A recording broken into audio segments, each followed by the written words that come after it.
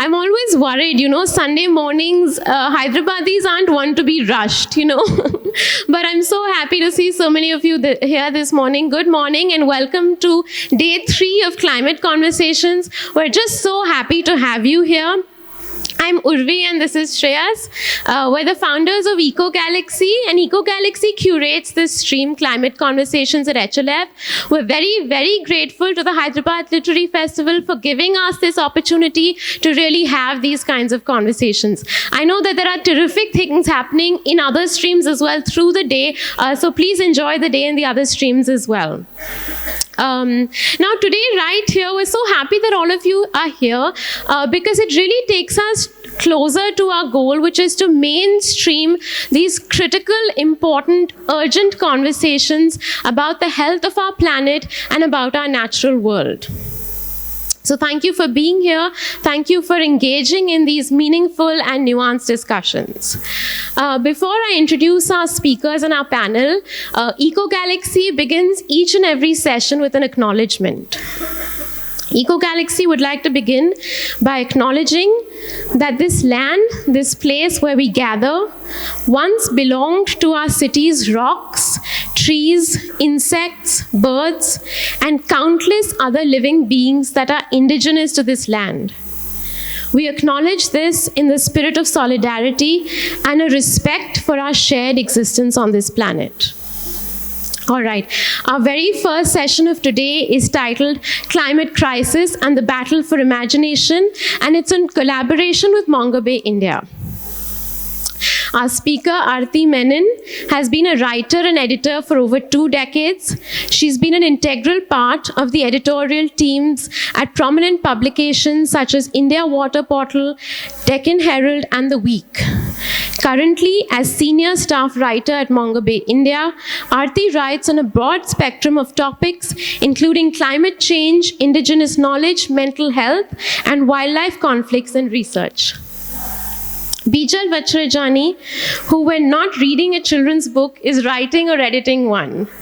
She's the author of multiple planet-friendly books, including A Cloud Called Bhura, Savi and the Memory Keeper, both of which won her the Author Her Award. And When Fairyland Lost Its Magic, which won the Kalinga Award. One of India's first and finest climate fiction writers for children, she's now a climate warrior. And I have to say that while her books are primarily for children, I've had the huge pleasure of reading them, though I'm not quite a child, and they're absolutely and utterly delightful. Yuvan Aves is a multi-award-winning writer, naturalist, and ecological activist. His recent book, intertitled A Coast and Marsh Diary, won the Mumbai Lit Fest Book of the Year 2020 award, a very prestigious, the non-fiction award. He's an active part of community movements against industrial violence in South India and founder of the Pallayur Trust for Nature Education and Research. This panel is, before that, also all their books are available at Bookpoint. Please do go to the festival bookstore and please do pick them up. They're absolutely fantastic. The panel is moderated by our very own Dr. Usha, Raman. She teaches media studies at the University of Hyderabad. Her writing has appeared in The Hindu, The Caravan, The Wire, and Scroll, amongst others. She edits a magazine for school teachers called Teacher Plus, and her debut novel, Polite Conversations, was published in 2024. Aside from her many accomplishments, I know her to be one of the most interesting and thoughtful person I've met, a generous mentor to scores of students, also Eco Galaxy, and a wonderful champion of bridging the gap between the academic, intellectual world and the more popular one. Our city is richer because of her. Thank you so much for leading this discussion, and thank you to the panel for being here.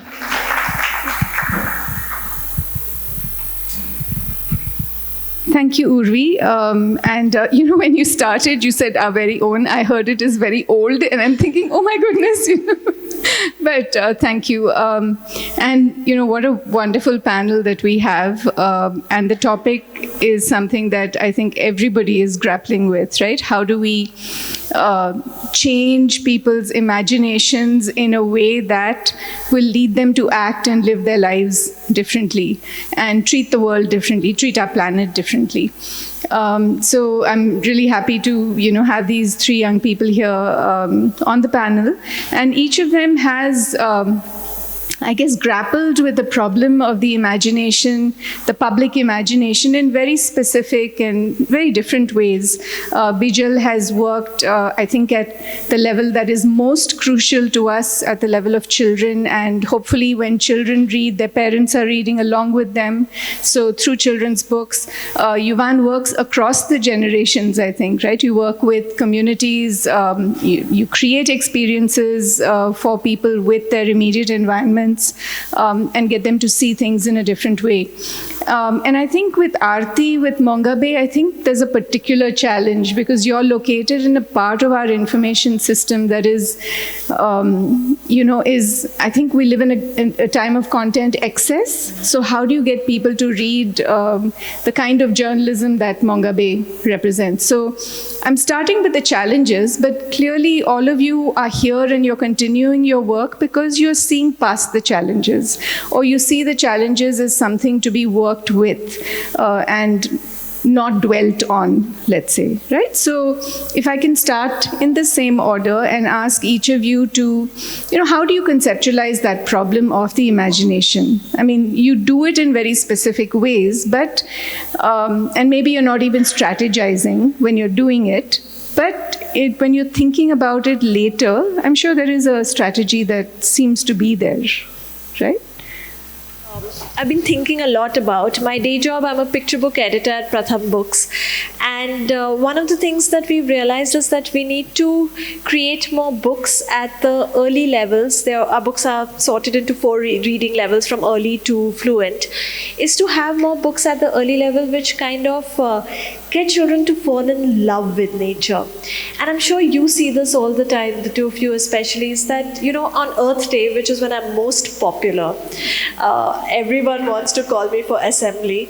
I realize that children start pledging, saying, I'm not going to use plastic.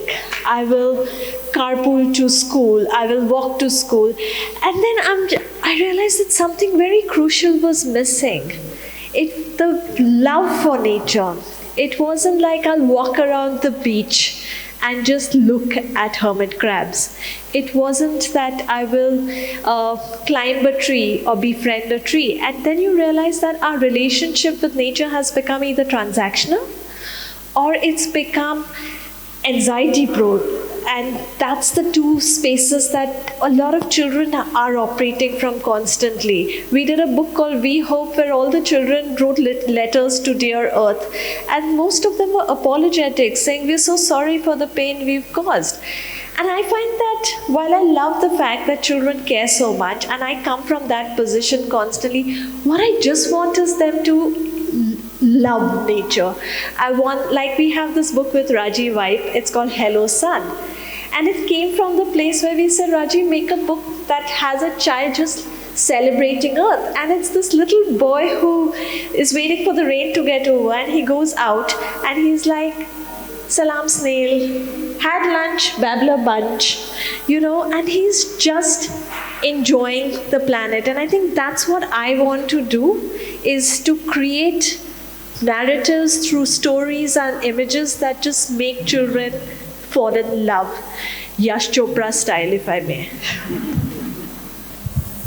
The book I'm writing now currently, what I'm exploring is, it's about insects, but what I'm exploring is how in one specific crisis of imagination, one is the climate crisis, the other is also we suffer in our lives, and often in those pits of suffering there is a crisis of imagination. You can't see ahead, the mind starts swirling within itself, and then we tend to come out of that in different ways.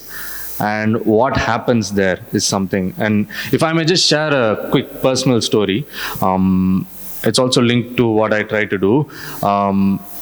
I mean, if any of you have read Intertidal, it's more elaborate there. I ran away from home when I was young, from a sort of violent home. Because the principal allowed it. I was living in a residential campus, 100-acre, pure wilderness. And cutting it short, this campus had dry toilets, which means that if you walk into the toilet, there are 2 toilets, and people are like, which one do I choose? No, you should use only one. You use one for 6 months, tape off the other, use the other for 6 months. This one composts. And during that time, I mean, I was having like serious, what we call post-traumatic disorder. Just like everyday nightmares, would be phobic of sleeping. And after 6 months of composting, we open the toilet from the back and we take out the compost. And it's sweet smelling, you can put it. By the second time of harvesting, I got a metaphor which completely changed my imagination. I was having a crisis of imagination. In the compost, you would find this specific beetle, a flower chafer beetle. The scientific name is Protetia fusca, copper-colored, white squiggles on it.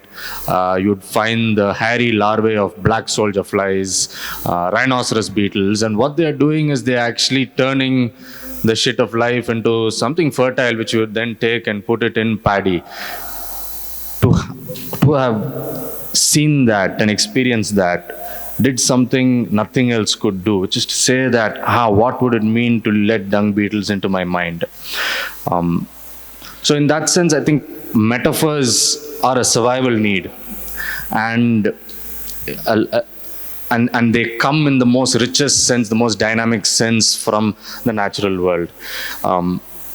And I think we face a paucity of meaning when our attention, connection, contact attritions. And perhaps that can be applied to the climate crisis as well. Yeah.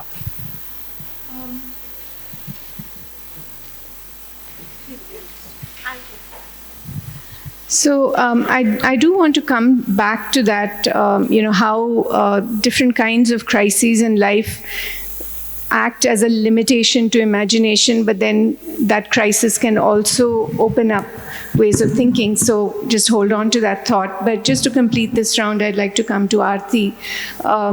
And you work in a space that is primarily targeted towards adults.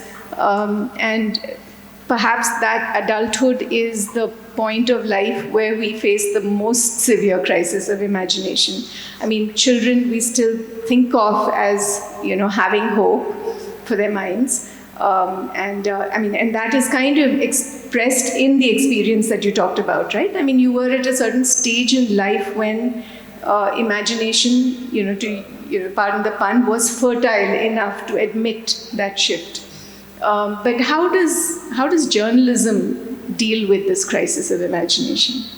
So we gather information and give it to the readers. But similar to what's happening in climate, there is a crisis in journalism as well. I'm sure you're aware of it. So now reporters tend to sensationalize things and kind of incite certain emotions in people, and it's almost always negative emotions. So that is a journalism of opinion that you see in opinion columns and heated debates on TV. But old school journalism, we were all trained to do the journalism of facts. So journalism of facts has a very clear advantage over journalism of opinion, in that when you lay out facts, it's up to the reader to imagine their response.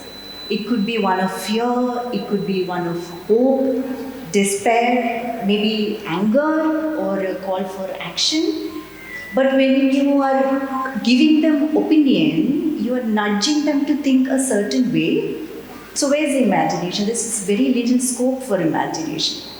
But in the case of journalism of facts, I think even in the limited space that we have, there is scope for imagination. So also allowing people to see how it can address other crises. But with journalism, I think you're leaving the imagination, the role of imagination to the reader. But I would argue that even in the selection of stories, in the way you choose to frame a story, in the sources that you choose to use, there is an act of imagination. And very often it is a limitation of imagination that prevents journalists from telling more expansive stories. Right? So, how does an outlet like Mongabe, which let's say has, in one ways, fewer challenges than writing about environment and ecology in a mainstream newspaper, you have the luxury, one, of being an online outlet, so length is not a concern. Secondly, that this is your mandate to cover the natural world and to cover environment. So, yeah, what would you say about that in terms of the journalistic imagination?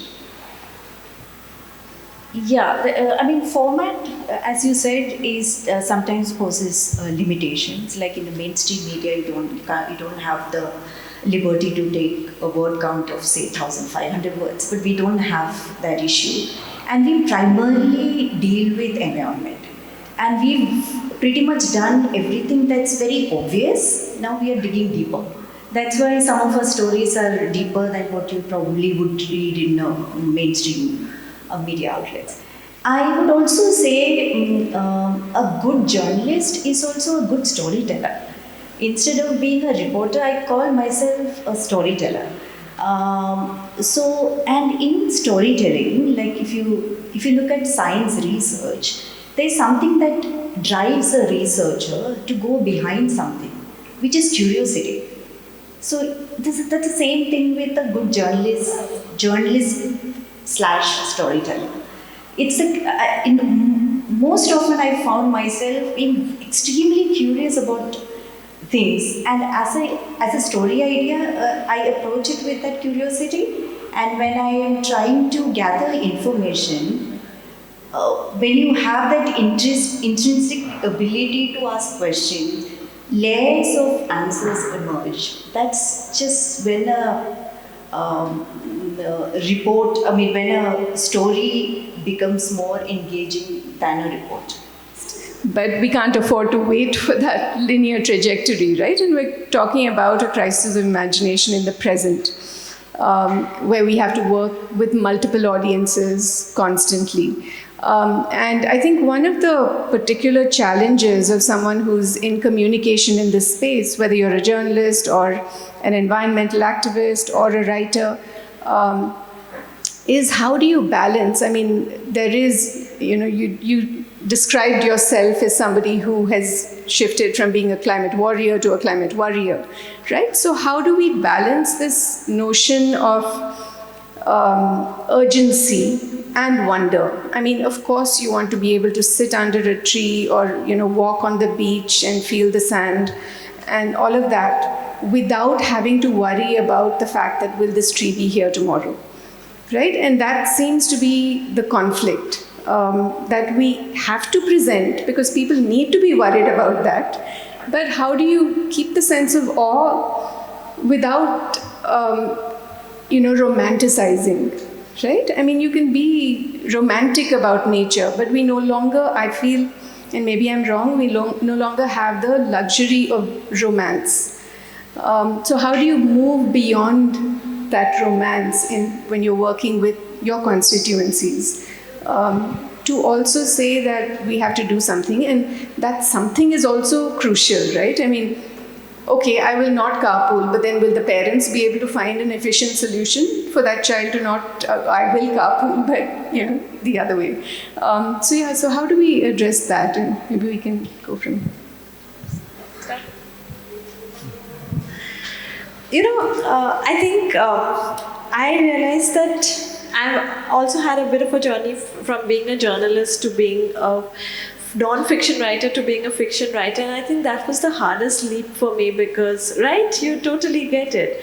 So when I wrote my first fiction book, I couldn't come up with an end because I was just like, it's about this big brown cloud of smog that comes and hovers on top of Mumbai. And it's based on science, it's based on the Asian brown cloud phenomena, all of that. And then I was like, 350, like 25,000 words, and I was like, how am I going to end this? Because the journalist in me was like, you can't just say abracadabra, climate change is gone. And so then I turned to reality to find me answers. And that's when you realize that the reality itself is so rich. Like, I use humor a lot because I think that's my way of telling a lot of the facts, because the world is full of like farcical characters you can put in your plots. Like, I have extra loud journalists. I have good journalists also, Arathi, just letting you know. But I have extra loud broadcast TV journalists. I have politicians who are busy planning press conferences and thinking, what should we eat in that? But at the same time, I'll have children who I give them a sense of agency through their journey in the plot. And I think for me, that's where the awe and wonder start coming in through their actions. And I might not necessarily hope for as an author, I can't hope for an outcome from my reader necessarily. There are often children who you meet who are inspired to do things.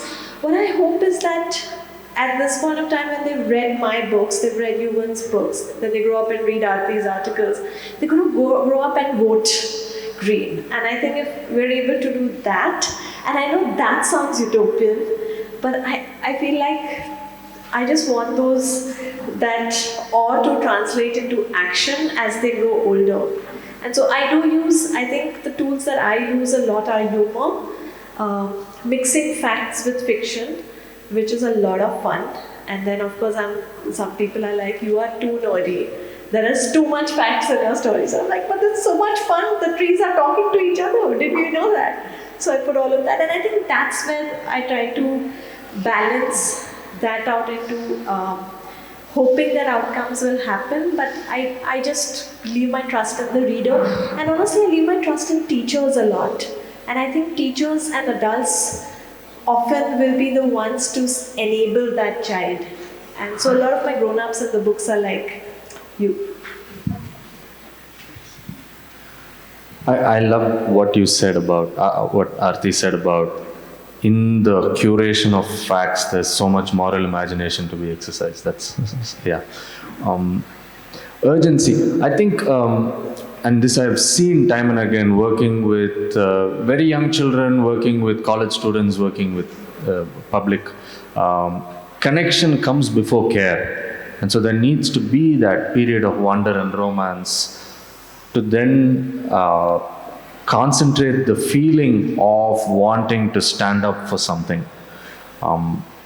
There's a man called David Sobel, a nature educator and researcher, who's done more deeper work on this, where he looks at exposing children to sort of really dark climate realities, and their interest completely gets cut off, and they say, you know what, I'll do, some other field. I don't want to name anything. Yeah. No. Okay. Yeah. Very implicated. Yeah. So, I'll take an example which is right now pertinent. In the city I live in, we have olive ridley sea turtles coming to nest. Right now, it's the worst year for them we've seen in about 3 decades. In about a month or so, over 900 have died because of, there's been a sort of squid bumper season because of an upwelling in the ocean. And trawlers, which function in very illegal ways, because they're in the deep ocean, enforcement is difficult. They need to have something called turtle excluder devices. They need to have a certain mesh size. They need to be a certain distance from the coast. All of this they're not following. And usually by this time we have recorded at least 60 nests. We have about 10 nests. And every few strides on the beach, there's a dead turtle, bulge-eyed, broken, shelled. And we were doing surveys of these, helping the forest department do postmortems. Hundreds of people standing there, coming to these beaches, having fun with their families, relaxing, whatever. They get something from the beach and its lifescape. completely numb to the turtle. There's a dead turtle there every few strides, completely numb. And it's a very stark scene to see. It's like it's stinking, its stomach is cut, the eggs are oozing out. How can you stand around it? Somebody would do something, ask somebody, okay, what is this creature? Why is it dying? Versus, there's a man, his name is Rajiv Rai. He was a sort of retired IT professional. He takes care of his two very young grandchildren. He lives in a place called Injambakam. And he's been taking his two kids on the shore. He's used some of the material we've created and all of that. And he's developed a certain connection with the beach. And he's seeing 5, 6 dead turtles wash up every day on his coast. And he has been a nuisance, I use it in a very positive sense, to the forest department. Every day he's calling up, he's sending pictures, he's calling up the fisheries department. Because of him, very normal man, in sort of in a common sense. They actually did the postmortems and found the lung lesions in the turtles and were able to identify the cause. And that sort of shows the arc of having the connection, and then you are forced to take action for it because it becomes kin. That one of the ways in which, your work and definitely Bijal's work and, in a different way Arathi's work is about fostering connection, right, with immediate environment. Now, the problem I see, or maybe a challenge, let's say, there is that we may be able to use the imagination to foster connection with the immediate environment. We may be able to use the imagination to even get young people to think about the interconnections between their immediate environment and the distant through journalism, let's say. But how does one translate that into action? Connection and care, I think, are relatively, I'm not saying it's easy to engender, but then you can, because they are emotional responses. And most people, I think the kind of scene you described in, people just walking without responding maybe is more common than we'd like to think. Because in cities we constantly see, street animals that are suffering, and not many people do anything about it.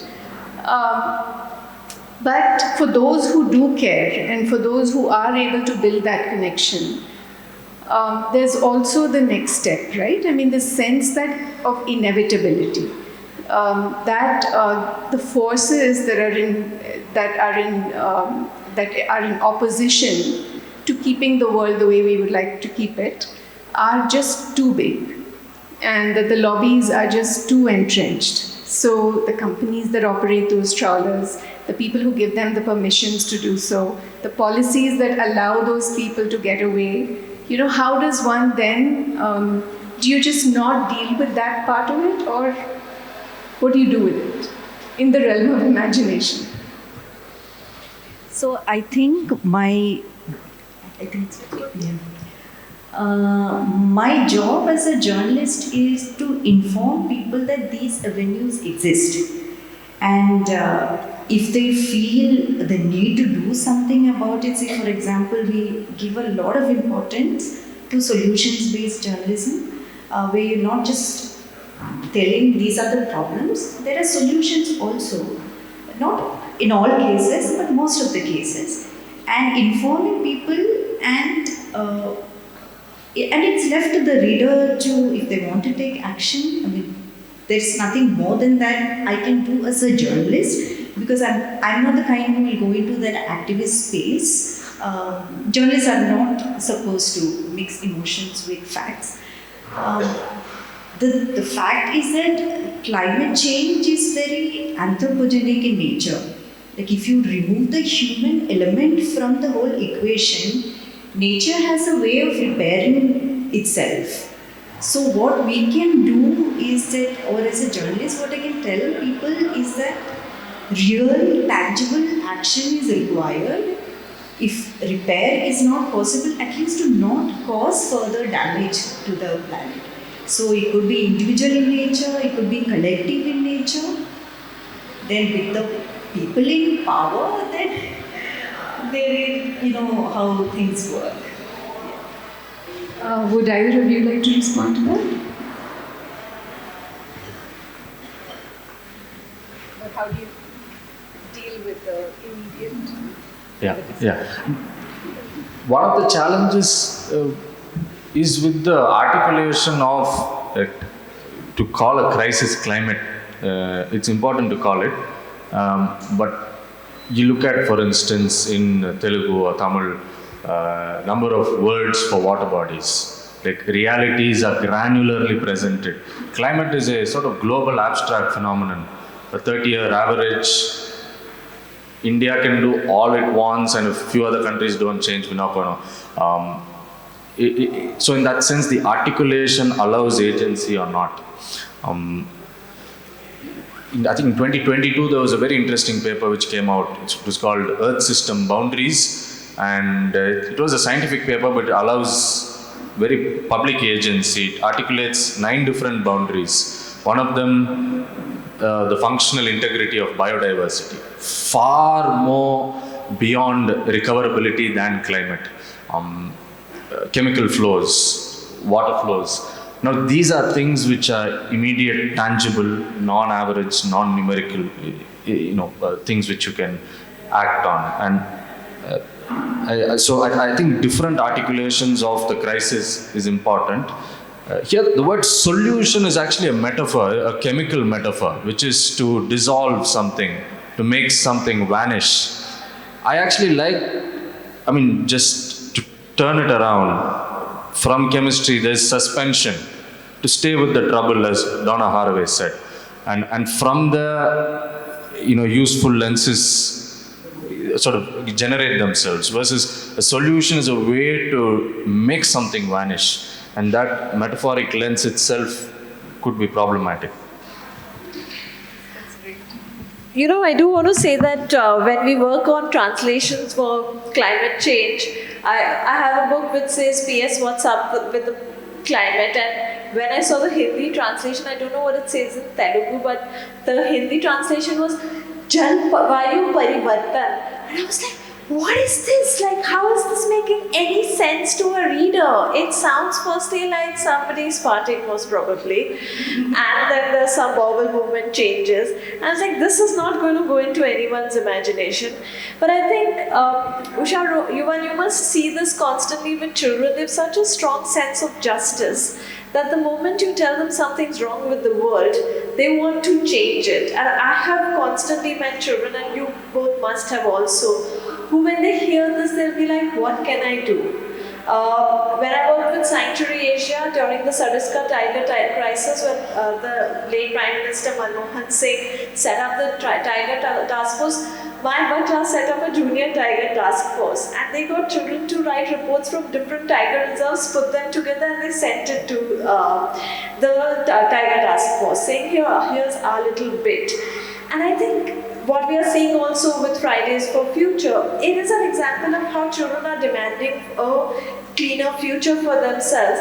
But I keep saying this, that it's really wrong, because they have homework to do, and lots of it. So really, it's our job to get the action so that they inherit a cleaner planet. Yeah, I realize that we're at 11:45, so I would love to have more interaction with you all, but I will open it up to the audience. And there are, I think Yuvan has another talk later today, and you can also interact with them outside of this panel. So over to the audience.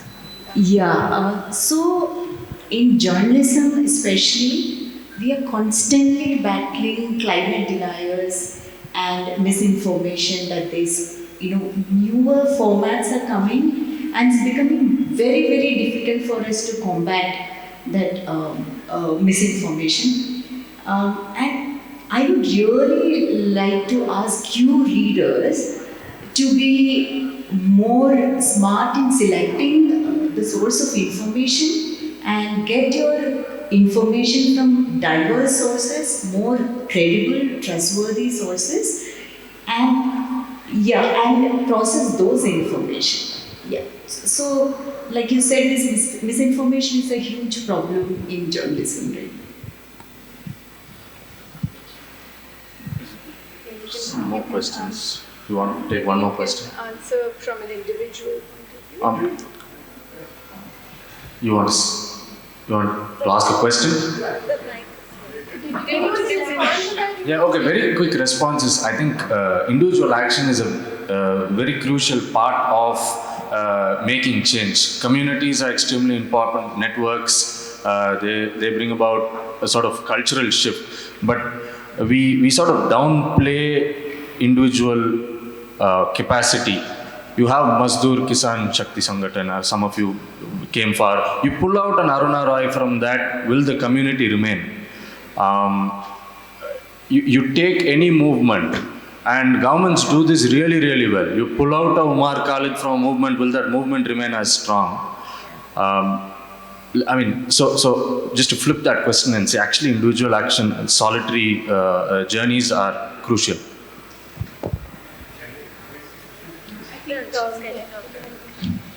Yeah, hi, I'm Dr. Jalali.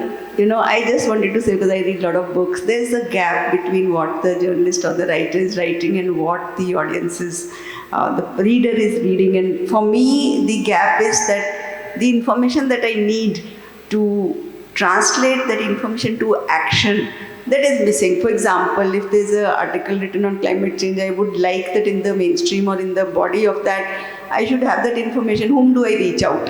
Where is the address? Where is the organization? It's not there. Sometimes it is there like a tiny footnote. If you want to reach out, this is the climate change organization. So I am relating to it because I write a lot of articles in journals, in medical journals, and what I found is that there's a lot of information in medical journals, but it is not on the bedside of my patient. And then how did I translate that? I mean, Usha knows. So I started going and, distributing posters. Even today I'm distributing posters here. So the question I'm saying is that this is the feedback to all the authors, that in your article you are thinking of your audience, but also think of the general public, because that is what you want to reach out to. But where is that information about the action that should be embedded in the article itself? That is missing. That's a good point. Thank you. Yes. I think you have.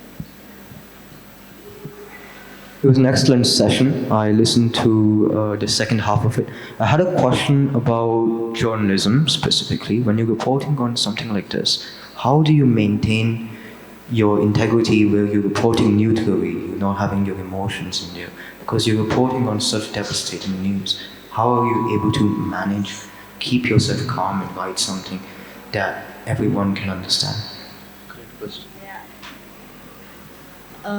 Yeah, so I come from a very old school of journalism where keeping your emotions aside and reporting just facts is what we are supposed to do. And I'm very confident I continue to do the same thing. See, if you are, something that I constantly work on is the human-wildlife conflict, which is there everywhere in India right now. It's very difficult for me as a person to not get swayed by what is happening there, just stick to one narrative. But my journalism training has taught me to take a very neutral stand, say the story of both humans as well as the animal, because there are things that's happening in the world that's changing the behavior of both sides, which is leading to the conflict. So that's just an example.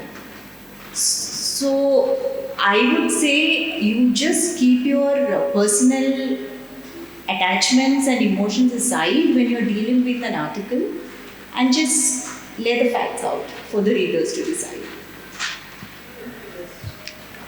Should we take one more question? Yeah, we can take one more question. Thank you so much. So my question is, what role does religion play in the climate crisis, specifically referencing Octavia Butler's Parable of the Sower, right, where the protagonist actually creates a new religion. I mean, I came in the second part, but individual action, awe, connection, care, facts, it seems like there ought to be a religious type of movement to compel us to act in the climate's interest. Is it an existing religion? Do we change our existing religions? Do we create a new religion? Thoughts? Thank you. Fantastic question. I think we can repurpose existing religions to see that sacrality emerged from deeply ecological realities. You come to Chennai, all the Amman temples have a peepal tree, at least 300, 400 years old. Or you could have St. Francis of Assisi. And there is a new animism movement emerging. There was an animism of the past. The fact that one's feeling of sacrality comes from river and sky and tree. That is something everybody can read and feel without having to convert, because it's there in all kinds of sacrality. Yeah. So I'm afraid we do have to stop there, but this is clearly an ongoing conversation. And if I were just to end it by saying that the real crisis of imagination will be when we school our kids out of imagination. So if we're parents, if we're dealing with young people, I think the thing is to keep letting them ask why and why not and what. So thank you all. Thanks. It was wonderful.